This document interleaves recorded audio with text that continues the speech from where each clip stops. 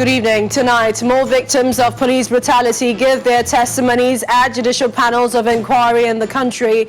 Woman narrates how her younger sister was killed without cause in Abuja.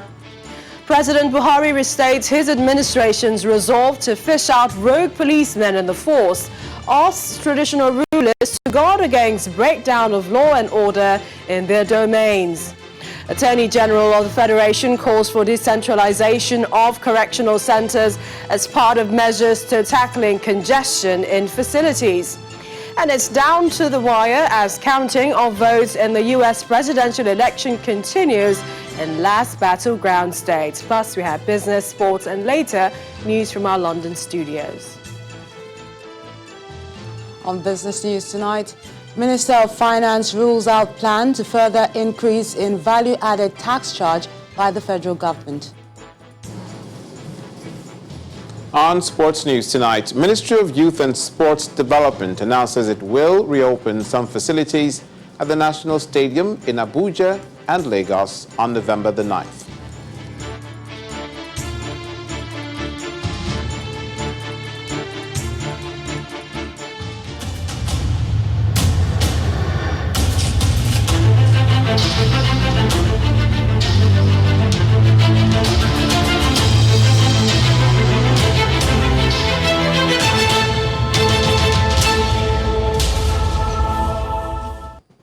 More victims of police brutality have been narrating their ordeal before the judicial panel set up by the National Human Rights Commission in the nation's capital, Abuja. One of them is Chinenye Igwetu, who recounted the incident of July 3, 2018, when her late younger sister, Linda Igwetu, was killed by men of the police while on a night out with friends in celebration of their last day as corps members. A visibly shaken Chinenye could not control her tears while recounting the incident on that fateful night.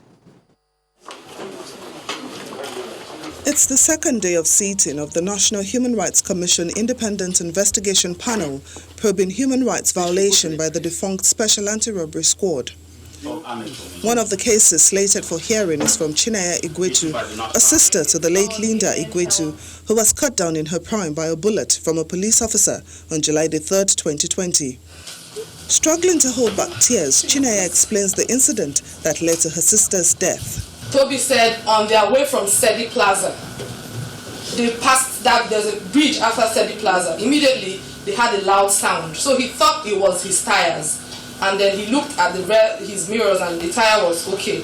So immediately my sister was at the back and Arafat is in front. So he said my sister tapped him slowly and was doing like this, like she was gasping for air.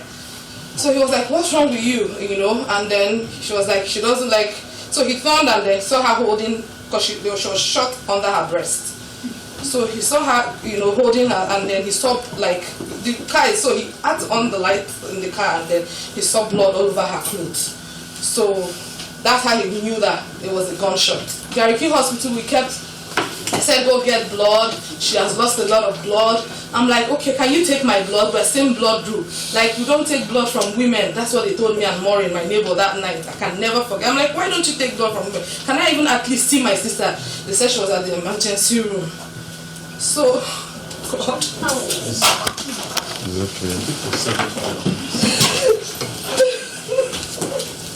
All right.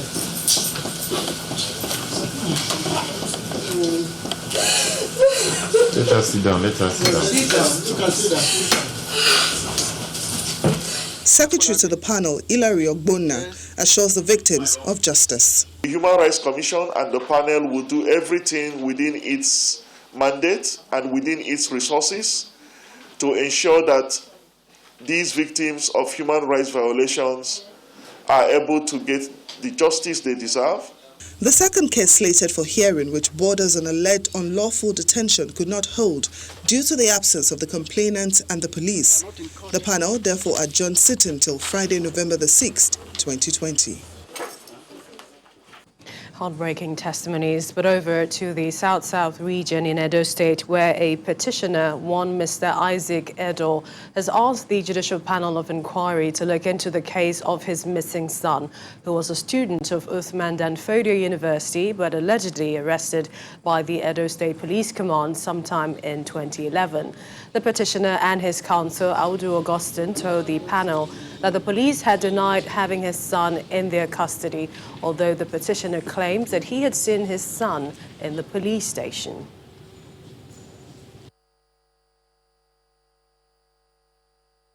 They told me that I might the father to Isaac, Babaido, and say yes.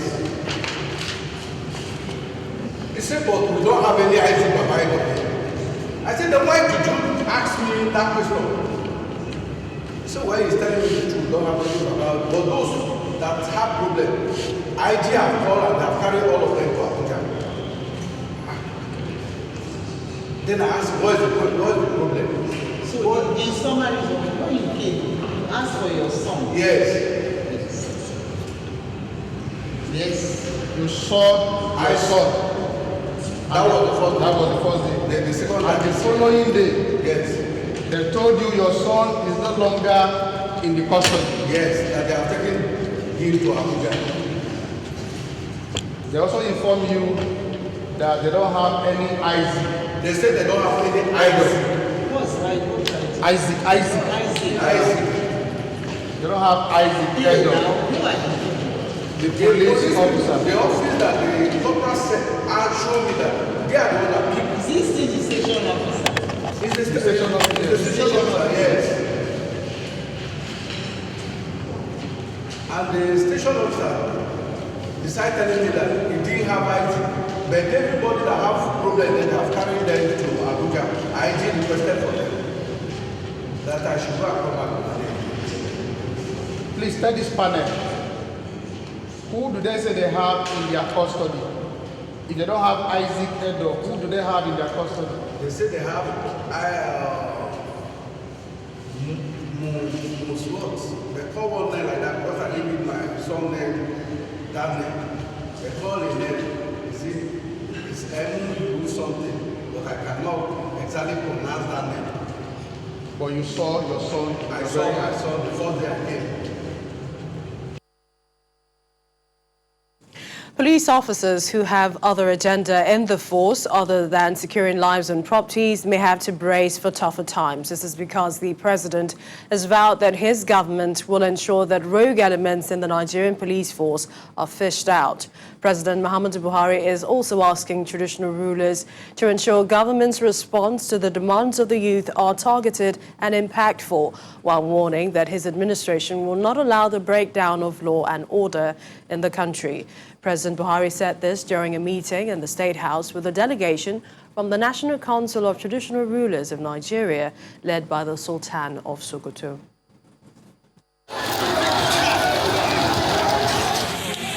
Whether the lootings were fueled by poverty or criminality, one thing is certain: great losses were inflicted on both government and private individuals across the country.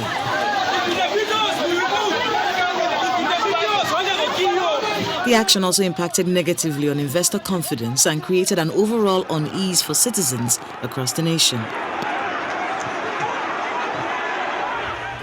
Traditional institutions over the years have served as a link between government and the people.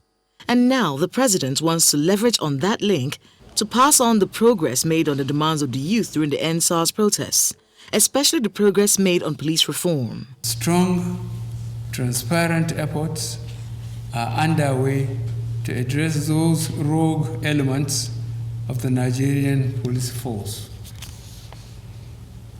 Simultaneously, the Nigerian police force will also undergo much needed reform that covers welfare, working conditions, and code of conduct. The monarchs drawn from the 36 states of the country have been in deliberations for 2 days and came up with proposals which they believe will help the government tackle the present challenges. I want to thank the President for giving us this audience this afternoon to present this very short address to him, hoping that he will consider the proposals we saw put forward, which we believe would help him and his government and all other state governments to tackle the numerous challenges and problems facing our great country. But what is critical for us here, as the traditional rulers of their country, is to continue to work with government as a summary, because we are going to present to you what we've deliberated upon, and we will employ you as our political leaders to implement them because of a very close feel to our people. Ensuring these rogue elements in the police force are brought to justice and addressing the loopholes hindering the professionalism of the force will take time, according to the federal government. However, the Nigerian public are keen on assessing just how much change will be evident in the police force in the coming months. From the State House in Abuja, Kayla Megwa, Channels Television News. The Inspector General of Police, Mohammed Adamu, has stressed the need for Nigerians to embrace the community policing strategy, which he says is the best approach to combat crime in the country. The police chief made this statement in Owerri, the Imo State capital, while addressing a group of traditional rulers and stakeholders as part of his one-day working visit to the state to ascertain the level of damage recorded during the NSAS protests. It is a loaded itinerary for the Inspector General of Police, Mr. Mohammed Adamu, as he visits Owerri, the Imo State capital, to inspect some police formations destroyed by rampaging youth during the NSAS protests. His first port of call is the Government House, where he met with the State Governor, Mr. Hope Uzodinma.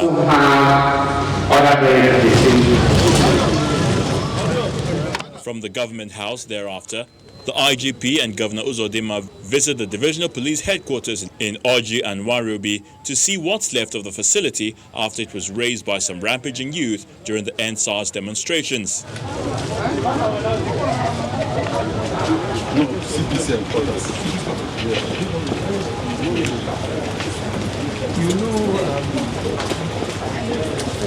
They also stopped over at the Federal Medical Center, Owerri, to commiserate with a police officer injured during the NSAS protest.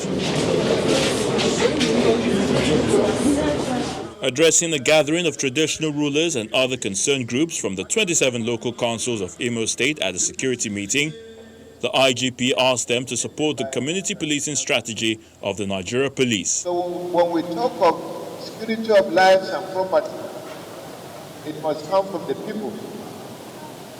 And if it's coming from the people, it means we must have those that are coordinating the people. Those are the traditional rulers. At the same event, Governor Uzodinma promises to rehabilitate and rebuild all police stations burned during the NSAS demonstrations, and in doing that, he appeals to residents of the state to lend a helping hand to the police. So I will do my best as a government to begin to rehabilitate and renovate those destroyed properties so that the security can have access to do their job.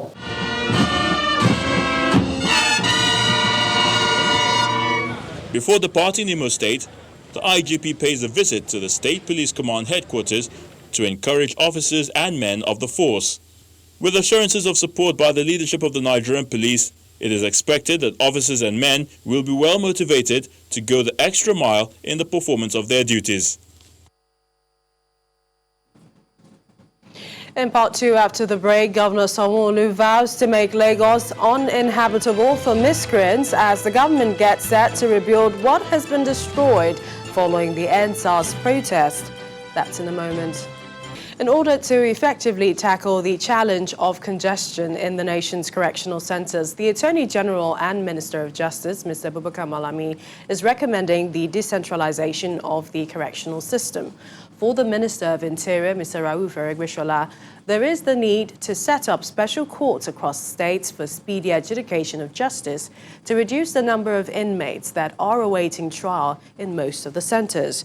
Both men made the recommendations at the ongoing National Summit on Correctional Reforms in Abuja. Records at the Nigerian Ministry of Interior show that an estimated 70% of inmates at the correctional centers are awaiting trial. This practice of keeping suspects that are yet to be convicted behind the bars for years has led to a congestion in most correctional centers across the country. Efforts to correct this anomaly is the reason behind this national summit organized by the government to effectively manage and decongest the correctional centers. Probably the CJM and CJs and chief judges might have to put up a special court, either per zone, that will try all the cases. Because 70% of the inmates of our custodial centers are waiting trial process. So something extraordinary must be done. It's usually whereby people are there for 15 years, 20 years without completing their cases. Their case files are already missing. And nobody cares. We should care. I had mentioned that in order to put in place enduring measures for effective management of correctional service for the reformation, rehabilitation, and reintegration of offenders back to the society, the decentralization of correctional services in the country has been proposed.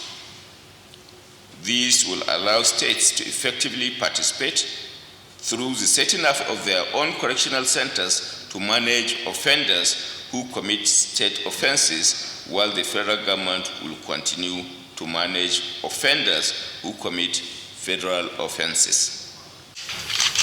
Last year, President Muhammadu Buhari signed into law the Nigerian Correctional Service Act, altering the name from the Nigerian Prison Service to the Nigerian Correctional Service. Some participants at this summit believe that the law provides the needed legislative backbone for the reforms. The Act provides for the rights of inmates and correctional custodial centers and established legal framework, institutional, systemic, and sustainable mechanism to address the cases of ever-increasing number of awaiting trial. A high point of this summit is the unveiling of the harmonized FCT Sentencing Practice Direction, which is a policy document for the administration of justice in the nation's capital. We continue with more stories in the NSAS protest aftermath, where, according to the Kaduna State Governor, those that orchestrated the damage of properties in Lagos have also hurt themselves without realizing it. Governor Nasir El-Rufai stated this today when he visited his Lagos State counterpart, Babajide Sanwo-Olu, at the Lagos House Marina to sympathize with him over the destruction carried out by rampaging youths who hijacked the NSAS protest. For him, the financial resources that should be used for public infrastructure development and other welfare packages will now be spent on rebuilding efforts. Lagos accounts for nearly 1/3 of Nigeria's output and GDP, and it is really, really tragic that this kind of peaceful demonstrations have resulted in such violence, such destruction of public and private property, and destruction of confidence of the people and investors. Anyone that cares about progress, about development, about jobs that our youths badly need, will cry and weep at what has been done. These public and private facilities were investments by the government and businesses to secure this territory, this city, and provide jobs for the young people that were protesting and showing their anger at police brutality. While showing anger at police brutality may be justified, but destroying public property, which will have to be rebuilt using the money that we need to invest in further infrastructure and creating an environment that will attract investors, I think is self-destruction. The young people that did this did it to themselves, because the government of Lagos and the federal government will have to invest money, scarce money, that would have been used for other new investments to rebuild this. and compensate those that have lost their private property. I think it is very, very sad. Meanwhile, the governor of Lagos State says his government is ready to rebuild what has been lost and make the state uninhabitable for miscreants. I want to say that for us in Lagos, it's about looking forward. It's about ensuring that the people that think they can divide us, they've come to a wrong place. They've started a wrong conversation in which we will not let them fester. We have started rebuilding, we have started re-engagement, we have started collaboration, we have started ensuring that the words, the very silent words that the real protestants said, is not lost on us. And we'll take on those points very seriously, but we're also not going to make this place comfortable for people who do not have any means to be here and who deliberately would want to subvert, or bring about destructions to our people. And we're also looking at, all of the government businesses that have been disrupted extensively. How do we quickly get them settled down? It's a fairly long journey. We know that these are things that have been built over centuries. The oldest court in the country, for example, we don't even know where to start from. But we're encouraged with the kind of words that you have said and others have also come and brought to us to say that indeed Lagos will come out bigger, stronger, better, out of this. And we will not lose the lessons of it. We will begin a more resilient, a more purposeful engagement, not only with our youth, but with our entire citizens. Staying in the southwest, the Ogun State Panel of Inquiry investigating police brutality, human rights abuses and extrajudicial killings has commenced sitting at the Magistrate Court 1, Ishabo, in the state capital. In his opening remarks, chairman of the panel stated that 40 petitions have been received so far from members of the public. He called for the cooperation and understanding of all stakeholders and cautioned the councils against unnecessary delay and assured that justice shall be served to all concerned.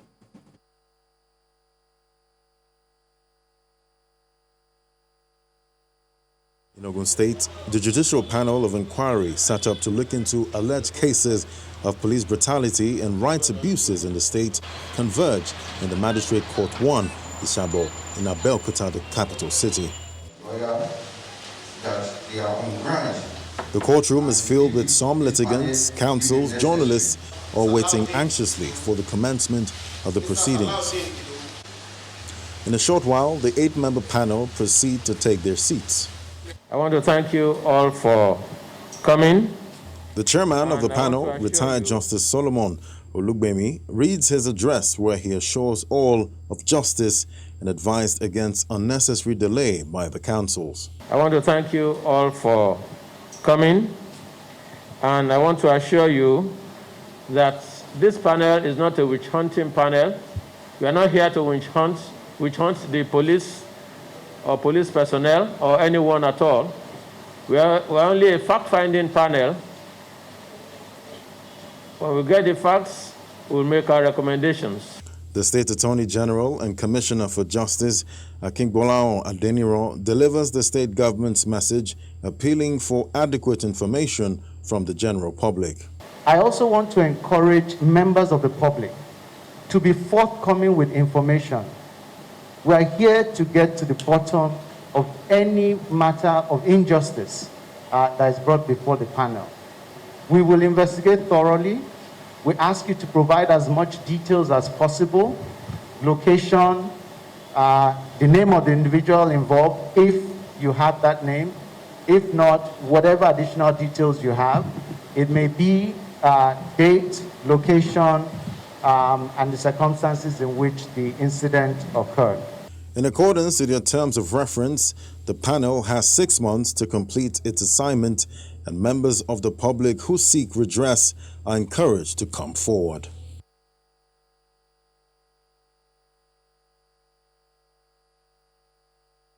Meanwhile, a lawyer, Ekpagu Chikadibia Christian, has told the Ebonyi State Judicial Panel of Inquiry that he was beaten and arrested in his own pool of blood by police officers while trying to secure bail for a client. He narrated his ordeal in the hands of police officers during the second sitting of the Panel of Inquiry set up to look into police brutality in the capital.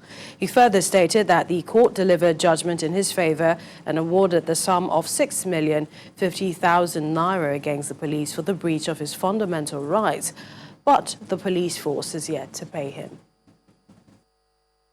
We applied to the Attorney General of Federation for consent to attach the properties of police or garnish the account for the satisfaction of the judgment debt of 6,080,000 naira. Yes. And our letter was replied by the Office of the Attorney General, which we also annexed. If you see that letter from the Attorney General's office to the Chamber of the can you recognize it? Yes. Okay. This is it. We seek to why was this letter written by us? Why did the office write this letter to the Attorney General? Yes, the office, we applied to the Office of the Attorney General to enable us enforce the judgment sum of 6,080,000 naira, which was awarded against police by the Federal High Court. Yes. Now, so on the strength of that, we made application to Federal High Court to attach the properties of police. Yes. And that application was granted. Writ of fail. The application was granted. But in spite of all these civil steps taken for the enforcement of this judgment debt of 6,080,000 naira, nothing. It has not yielded any effort. So my prayer to the panel is to order the payment of the sum of 6,080,000 naira to me as a victim of police brutality, which has already been determined by the court of competent jurisdiction, and that judgment has neither been complied with nor appealed against by the respondent.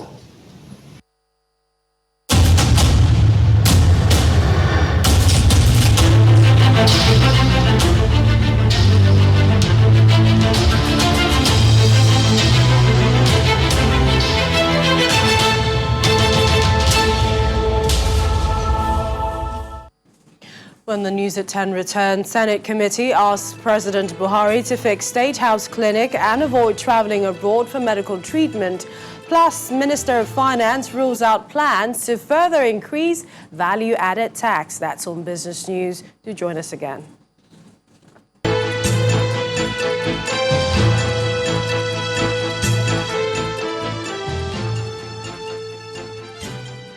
Welcome back. A fire erupted at a tank farm in Ijara Badia area of Lagos State today, according to the Lagos State Emergency Management Agency. The agency, in a statement signed by its Director General Olufemi Osaintolu, says it has activated its emergency response plan and all relevant stakeholders have commenced appropriate measures to combat the flames. Allegations are urged to remain calm. The cause of the fire and resulting damage to life and properties were yet to be ascertained as at the time of filing this report. Some other stories now. The Senate Committee on Finance is raising an alarm that the Office of the Accountant General of the Federation is grossly underfunded and cannot effectively ensure transparency and prudence in the administration of government resources. Committee members made this observation when the Accountant General of the Federation, Mr. Ahmed Idris, came to defend his agency's 2021 budget. Our correspondent Linda Kigwe reports. Has failed us. And is the only monopoly. A common thread running through the majority of the budget defense sessions in the Senate on the fourth day of sit-ins is the problem of inadequate funding of government ministries, departments and agencies in the 2021 budget. This concern takes center stage during the budget defense session of the Office of the Accountant General of the Federation, where lawmakers expressed displeasure over the sum of 483.4 million naira budgeted to the agency for capital expenditure in the 2021 budget. We are grossly underfunded. I am being honest. We are being treated like any other MDA. If the Accountant General of the Federation that account for the revenue generation of this entire country are grossly underfunded, then what do we expect? There will be leakages. Committee members are baffled that there exists no mechanism or system to monitor revenue generation from government agencies in real time. They also question the monopoly by Remitter as a sole payment platform for government revenue. In trying to block revenue leakages in the government. And if as at modern day of today, you don't have something on your desktop or your table that you can use to monitor the revenue as it's coming in, and we are still making proposals to have such a, it becomes a major issue. There are a lot of complaints about Remitter. But because you are throwing it open and you are bringing in more revenue generating agencies, that is why I want to at least, by the time others come, maybe the challenges confronting remitters and the complaint confronting them that can be taken care of. The complaint of inadequate revenue was the same for the Fiscal Responsibility Commission, which says it may not be able to pay its staff salaries in the coming months. The appropriate authorities that we may not be able to pay salaries of our staff in December, although it's controlled by the accountant general, but if the problem comes, the union will come after me. Lawmakers present these issues to the Minister of Finance, who is also before them to defend her ministry's 2021 budget. Every ministry, department and agency that you meet will tell you they haven't got the resources that they need. Why is it so? It is so because resources are simply short. We're trying to enforce a situation where agencies are able to manage within the resources that are limited. The committee also raises concerns over the fluctuations in oil prices against the projection of $40 benchmark price of crude oil in the 2021 budget. The finance minister, however, warns that it appears that a second wave of COVID-19 will affect oil prices and government may have to adjust the benchmark price if it does. Linda Akibe, Channels Television News. The Senate Committee on Federal Character is asking State House officials to put the clinic in the villa in order to ensure that President Muhammadu Buhari and other top officials would have no need to travel abroad for medical treatment. The chairman of the committee, Senator Danjuma Allah, made this remark when the permanent secretary of the State House, Mr. Tijani Umar, appeared before the panel to defend its 2021 budget estimates. The State House official had presented a budget of 19.7 billion naira for 2021, out of which 1.3 billion naira was proposed for the State's House Clinic. I'm highly disappointed because the hospital is not living up to standard that we can say this hospital belongs to our president of this nation. If you staffs don't see the importance of improving that hospital, that clinic, we the senators have seen the importance of that clinic. On no account should anybody in the presidency, either the family or the president himself, should feel sick, will start running looking for how our president should be flight out without having an immediate attention in Nigeria. In fact, it's embarrassing. Some more stories now. Following reports of alleged unusual deaths in Etelno and Umwopo communities of Enugu-Ezike in Igboeze North local government area of Enugu State, the state's Ministry of Health says it has collected samples from patients and sent to the National Reference Laboratory for investigation. In a statement, the State Commissioner for Health, Dr. Emmanuel Ikechukwu, explained that the state's rapid response team of the ministry visited Igboeze North local government area and met with the LGA rapid response team, adding that on-the-spot check and outbreak investigation have revealed a number of deaths from an illness with symptoms suggestive of a disease of public health importance. Dr. Obi stated that the National Center for Disease Control, NCDC, has been informed and is collaborating with the Enugu State Ministry of Health at the local government level in its investigations, while assuring the general public of vital information as the facts emerge. The Deputy President of Senate, Ovio Mwagege, has decried the diversion of 13% oil derivation funds by oil-producing states. Specifically, Senator Mwagege makes a case for full utilization of the funds for oil-bearing communities as against the practice where states release only half of the money to development commissions. The lawmaker representing Delta Central Senatorial District notes that since host communities bear the burden of environmental degradation from the oil industry, it is only fair that all funds be channeled into the development of the affected areas. Senator Mwagege, who chairs the Senate's Ad Hoc Committee on Constitution Review, expresses regrets that the funds has become a political tool in the hands of state governors in the region. He also lamented the absence of development commissions in Rivers, Bayelsa, and Akwa Ibom states.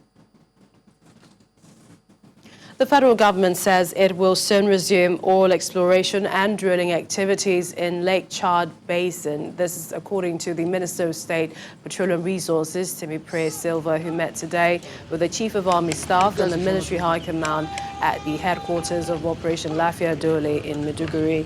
Also at the meeting was the Group Managing Director of the NNPC, Mele Kyari, and other officials. Mr. Silva said the peace in Borno State and the Lake Chad area informed the decision for the exploration and drilling activities. We have some business news now. Here's Melinda Kilami. Welcome to Business News. The federal government has no plans to increase value-added tax again in the proposed finance bill. The Minister of Finance, Zainab Ahmed, who made the remark when she appeared before the Senate Committee on Finance to defend her ministry's 2021 budget today, also mentioned the impact of lower crude oil prices on the country's economy due to the COVID-19 pandemic. And when it comes to the power sector in Nigeria, every bit helps. This time, help is coming from the Transnational Corporation of Nigeria, Transcorp, who under the leadership of its chairman, Mr. Tony Elumelu, has completed the acquisition of Afam Power PLC and Afam 3 Fast Power. The acquisition, worth 105 billion naira, according to Mr. Elumelu, will improve power supply by adding as much as 966 megawatts to the national grid. When the National Council on Privatization approved the privatization of Afam Power PLC years ago, it kicked off a bidding process between 12 prospective investors, which saw the Transcorp Power Consortium emerge victorious, acquiring the 1,000 megawatt electricity plant for 105 billion naira. The signing of this share sale and purchase agreement has sealed this acquisition by Transcorp. In addition to the new Afam 3 Fast Power plant with an installed capacity of 240 megawatts, the consortium has committed to ramp up power generation of the plant to its rated capacity of 726 megawatts within a period of 5 years, thereby adding an aggregate amount of 966 megawatts to the national grid. The Vice President, Professor Yemi Oshibajo, who witnessed the signing, is looking forward to Transcorp joining Nigeria's energy hub. We have no doubt that the addition of Transcorp to the community will come with the forward-thinking corporate social responsibility initiatives that the chairman of Transcorp, Mr. Tony Elumelu, and his team are known for. For the chairman of Transcorp PLC, the recent events in the country are a clear sign that more jobs need to be created to keep young people engaged. We have always believed in improving lives and transforming our national economy. It is one thing for government to ask foreign investors to come to invest in Nigeria, but it begins to have more meaning when local investors themselves invest in the country. It is signaling to foreign investors that if local investors are investing, it means the investment opportunity, investment climate is good. Today, we have acquired this plant, the sum of 105 billion naira. That is significant investment. 105 billion naira is a significant investment to make in our economy. The benefits of this acquisition by Transcorp is expected to have a ripple effect on all Nigerians, especially those in the business sector who rely heavily on electricity. Oil prices are down today, snapping up a 3-day winning streak amid renewed lockdown across Europe due to the steady rise in coronavirus infections, while traders await the outcome of the U.S. presidential election. Global oil price benchmark Brent crude fell 1.31% to $40.69 a barrel, and that was about 10:20 p.m. local time, while its contemporary, the US WTI crude, dipped by 1.61% at $38.52 a barrel. Both contracts were up about 4% on Wednesday. Listed energy company Double One says its revenue dropped by 19% to 114.76 billion naira within the third quarter of this year compared to the 141.51 billion naira reported in the same period last year. According to the unaudited financial statement sent to the Nigerian Stock Exchange, the company, formerly known as Mobil, posted a 35% drop in pre-tax profit, which came down to 6.13 billion naira, while its after-tax profit also fell by the same margin to 4.12 billion naira. The losses come amid the combined negative impact of COVID-19 and low crude oil prices within this period. Guaranty Trust Bank says it has received approval in principle from the central bank to begin its restructuring to a financial holding company.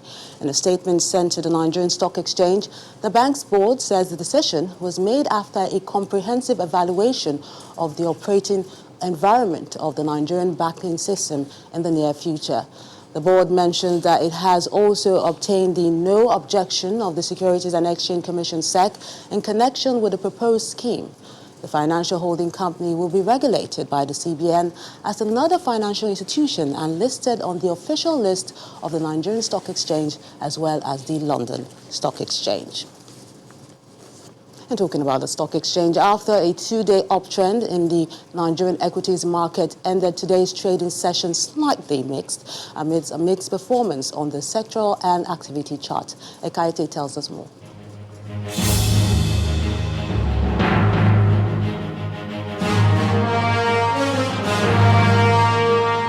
Thanks for joining us for the Stock Market Report. In a surprise move, the Bears got out of hibernation and halted the 2-day dominance of its market rival within the new month at the close of today's trading session on the NSE. Now, although the bull tried to put up a fierce resistance, this proved to be less effective, as the impact of profit-taking by investors pulled the market's overall value back by 6 billion naira, while the all-share index ended almost flat. However, indicators on the activity chart shows that investors intensified their interest for equities, as total volume of shares traded today increased by more than 50% against the previous session at 430.12 million units, worth over 6.61 billion naira. Meanwhile, traders say despite the slight profit-taking which affected 17 equities, in particular consumer goods key components, they still expect a rebound in Friday's session, as they anticipate some bargain hunting by short-term investors.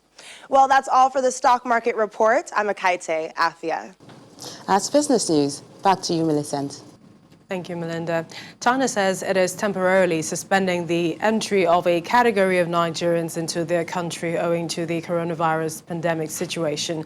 This suspension will affect non-Chinese nationals who have visas or valid residence permits, although entry by holders of diplomatic service courtesy or C visas will not be affected.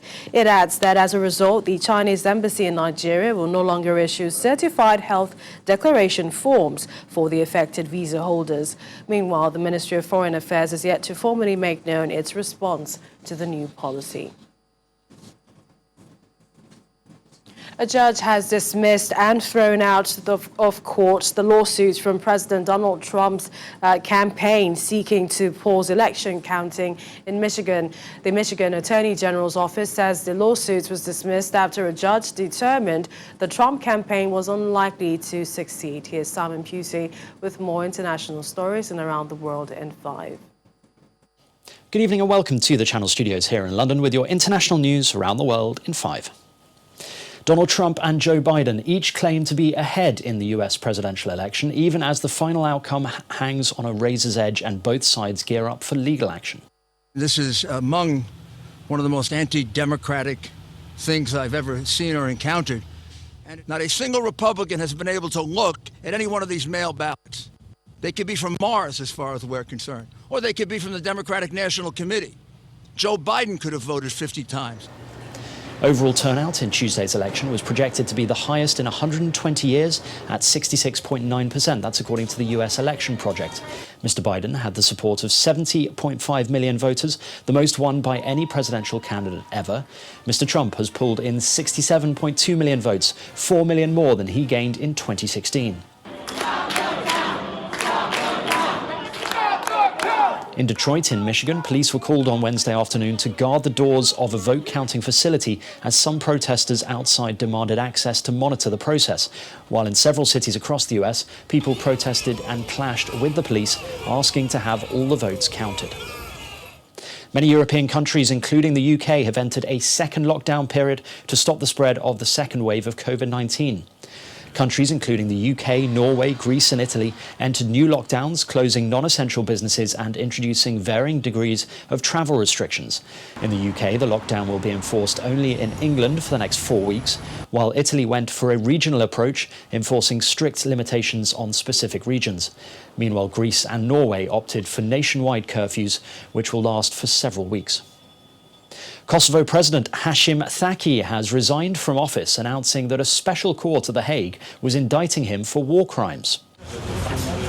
Mr. Thaki told a news conference in the Kosovo capital, Pristina, that his sources had informed him the judge at the Kosovo Specialist Chamber in The Hague has confirmed his indictment.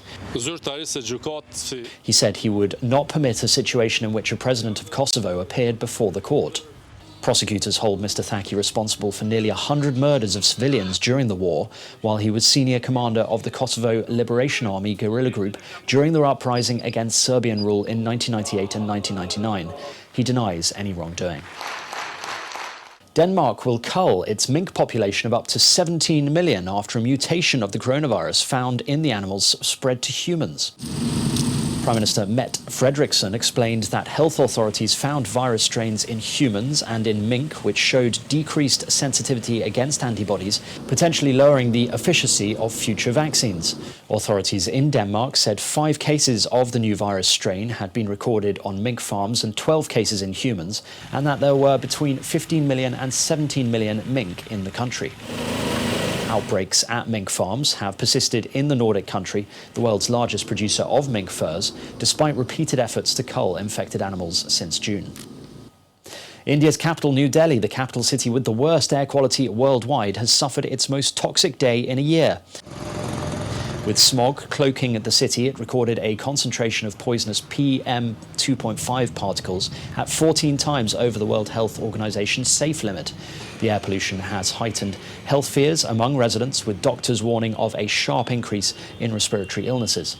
If the air quality stays in the severe zone for 48 hours, authorities could bar vehicles entering Delhi, shut down construction and stop half the cars owned by residents from being driven on the roads. Heavy fighting has broken out in Ethiopia's Tigray region amid rising fears of a crisis that could destabilize the country and spread across the Horn of Africa. Military operations began on Wednesday after Prime Minister Abiy Ahmed accused the region's ruling party, the Tigray People's Liberation Front, of attacking federal troops. The TPLF said it would win, saying arrogance, invasion and traitorous acts in our country are not our nature. Mr. Abiy's office has rejected as false a claim by the local government that the Northern Command of the Federal Army stationed in the region has defected to its side. And finally, a baby panda born to a pair of adult pandas loaned to South Korea from China has celebrated her 100th day with a mini celebration. The cub is the first panda born in South Korea. The Everland amusement park held a belated celebration to commemorate the rare occasion for the endangered species. She turned 100 days old on October 28th, with the zoo naming her Fu Bao, meaning lucky treasure baby, after a poll by some 50,000 people. The baby panda weighed 197 grams at birth, but has since grown to 5.8 kilograms. And that's your international news around the world in 5. Now back to the Channel studios in Lagos.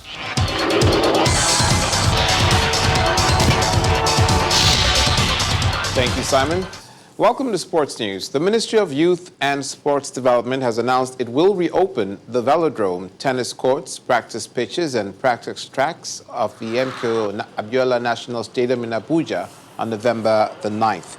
The stadium was closed as part of COVID-19 prevention protocols to stop the spread of the virus.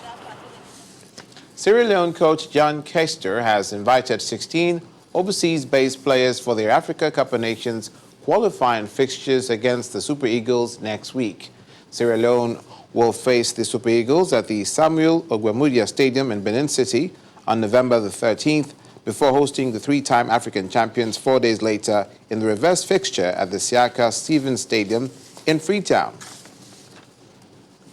UEFA has confirmed it has overseen 61,859 COVID-19 tests since August, allowing more than 500 European matches to be played and making football one of the safest environments in the world. The European football governing body, which has been criticized for pressing ahead with international football during the pandemic, says that only 340 of those tests have been positive and only 3% of matches have been cancelled. And that's it on Sports News. Millicent, back to you.